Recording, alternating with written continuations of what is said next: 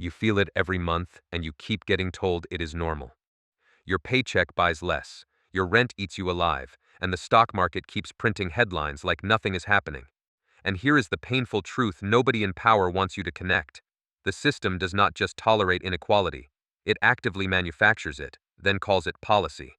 This is not financial advice, this is financial education.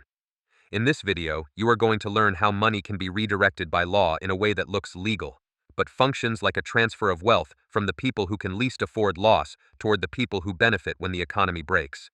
We are also going to tie it to what you are living through in 2026, because the mechanisms you will hear about are not some dusty history lesson.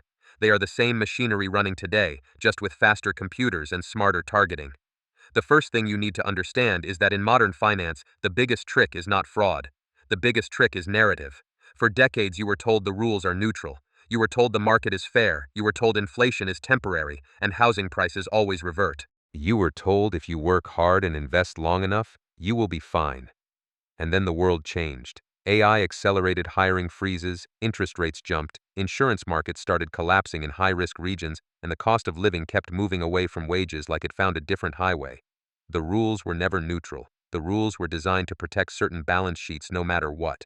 Now let's talk about the kind of big bill that people barely read because it is hundreds of pages long and it sounds boring on the surface. On paper, it is just legislation. In practice, it is a pipeline. It reroutes taxation, spending, healthcare coverage, and debt capacity. And once you understand that pipeline, you stop asking why the country feels upside down. You start asking who benefits and how they pull it off. In 2008, the world learned a simple lesson. When the financial system is threatened, governments do not save everyone equally. They save the institutions that can save themselves in the next cycle. Then they let the rest of the economy absorb the shock. In 2020, the playbook repeated with different props: massive liquidity support, credit guarantees, and asset price stabilization, followed by wage stagnation and layoffs that fell on working people harder than anyone wanted to admit. The dark truth is that the system always looks for a reason to rescue the same class of people, then bill everyone else for the aftermath. Here is the 2026 version of that pattern. You watch AI replace tasks and you hear speeches about retraining. You watch the creator economy get marketed as freedom while most creators make $0 or worse, make enough to survive only until the next algorithm update. You watch the Federal Reserve say inflation is falling, but your purchasing power still feels trapped. You watch housing decouple from wages across the United States, the United Kingdom, Canada, and Australia, so even people with decent jobs end up renting forever or moving farther away and paying in time, fuel, and stress. And you look at the wealthiest investors and somehow their portfolios recover faster than your savings ever could. Why does that disconnect exist? Because the mechanism is not random, it is engineered. The core idea is simple. When governments reduce taxes for high earners and boost spending through debt, they do not create prosperity for everyone. They change the distribution of cash flows. They also change who takes risk and who gets protected. And when the government funds the deal by cutting benefits, slashing programs that stabilize ordinary lives, or reallocating spending to powerful industries like defense and large contractors, the losses become structural, not temporary. Let's get specific in plain language. Imagine a country that passes a massive tax and spending package. First move, reduce income or corporate taxes at the top. Second move, cut healthcare benefits or subsidies that keep the poor afloat. Third move, increase military and government contracting budgets. Fourth move, raise the debt ceiling so the government can keep borrowing without hitting a bureaucratic wall. People hear debt ceiling and think it is a technical detail. It is not. It is the system's throttle. It determines how much room the government has to spend through borrowing when it cannot or will not raise money through taxes from the people with power. Now picture your personal life for a moment.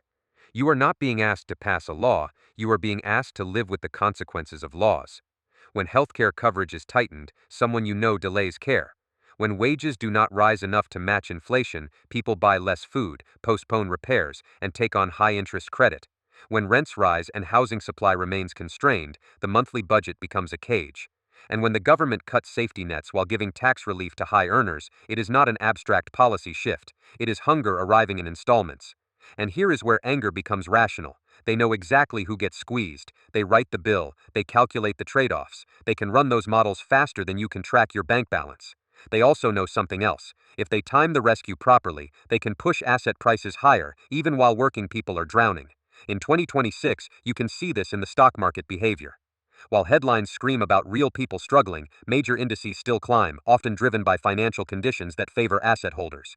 That is not because the economy is magically fine. It is because liquidity, tax structures, and borrowing policies can still support capital markets. Meanwhile, your real-world budget is governed by higher rent, higher insurance premiums, and higher costs for the basics that do not care about stock tickers.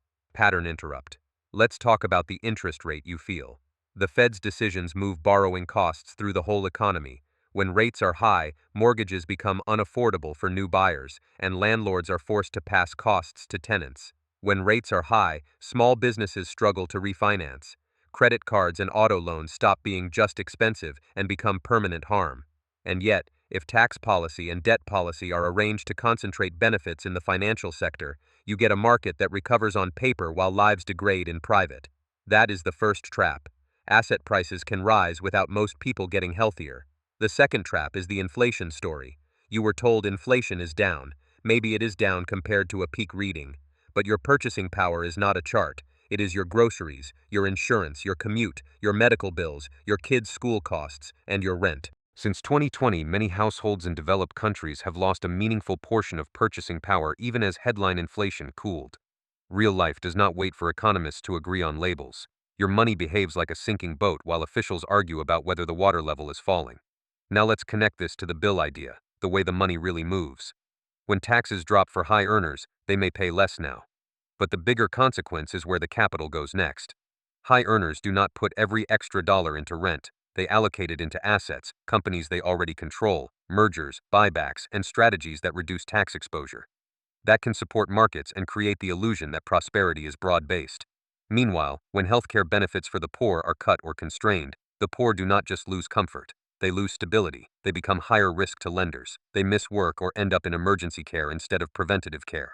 That increases economic friction. It also forces more government spending later in crisis form, but with less leverage to help early.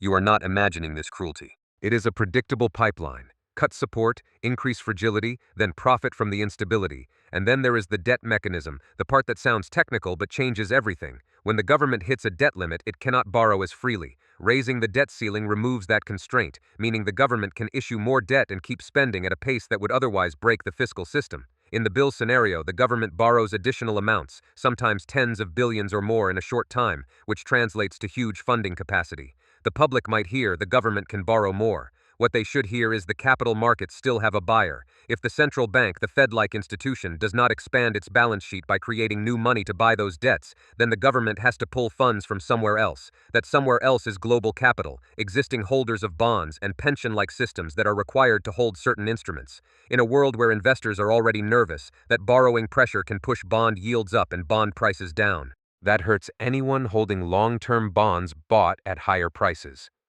Pattern interrupt. Think about what a bond price drop means for real institutions. If you are a pension fund, your funding status depends on the market value of assets. If you are an insurance company, your liquidity rules care about solvency.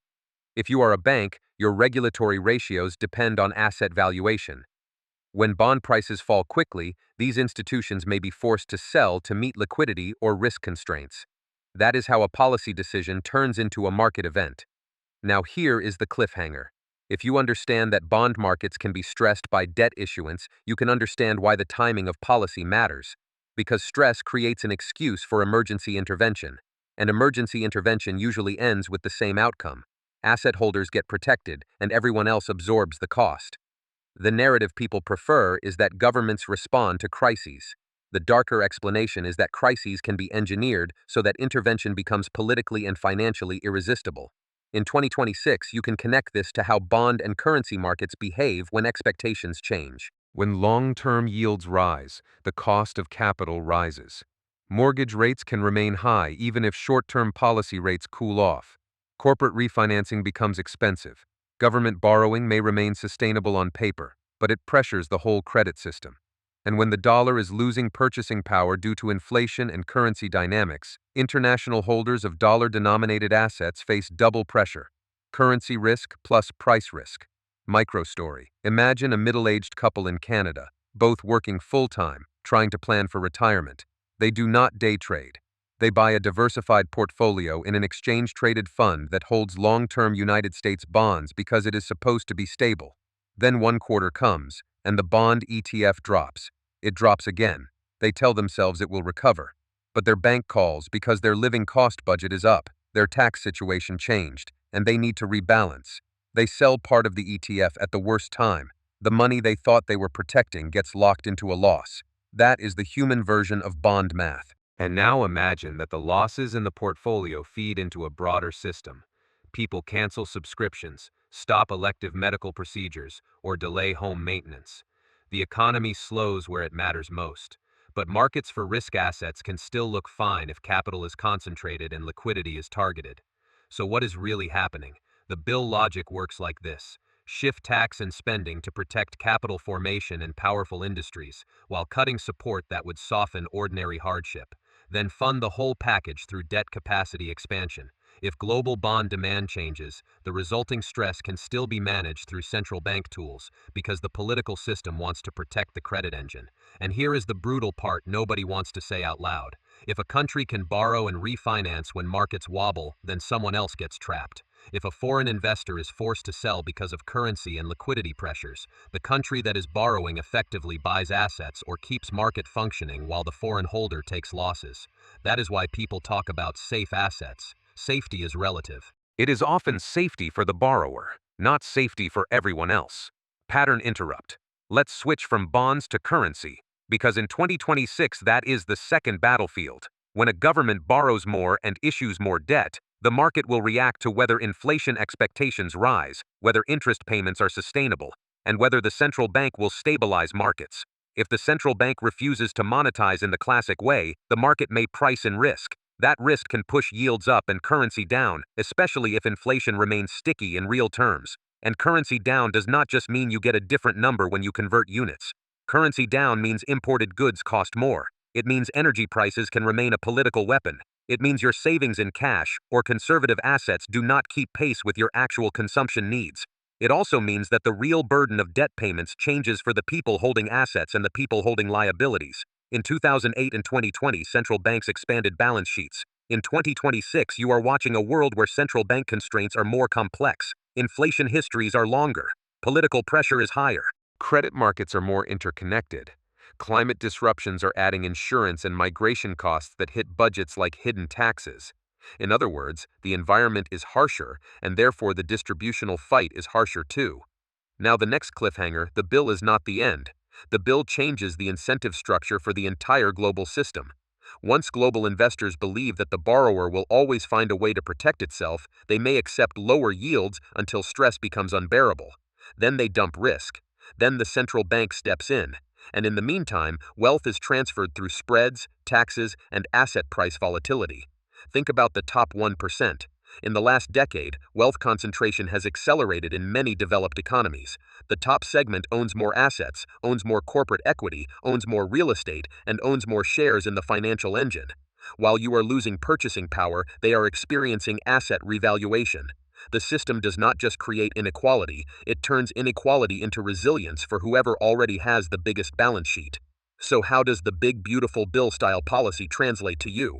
It translates through your costs and through your options. Your healthcare becomes more expensive or less accessible. Your job market becomes more precarious as AI reduces demand for mid-skill roles that used to keep the middle class safe. Your employer may replace human workers with software or automation and then tell you to be flexible. Your wages may rise slowly or not at all, while prices adjust faster than your compensation.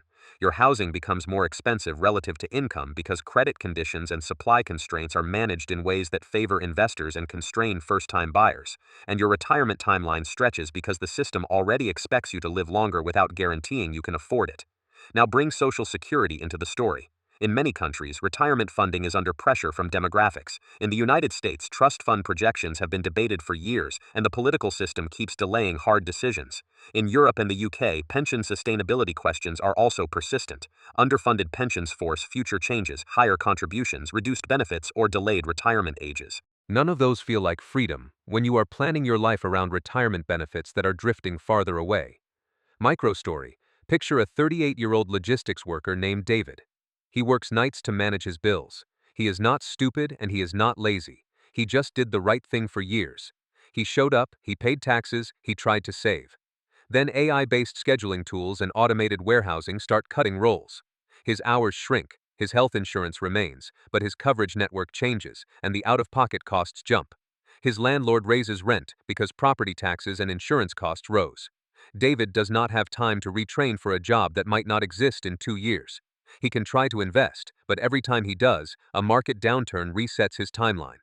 That is how systems grind people down slowly.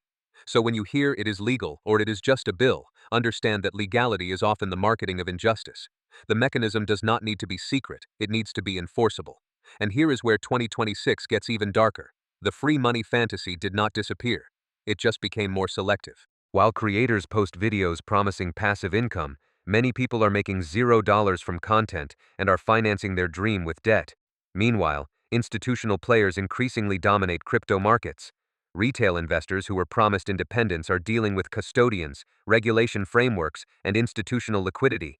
When banks own more of the crypto ecosystem than the average person, the promise of decentralization becomes a branding exercise. Crypto promised you would not depend on banks. In 2026, you depend on the rules banks can afford to shape. Now zoom back out.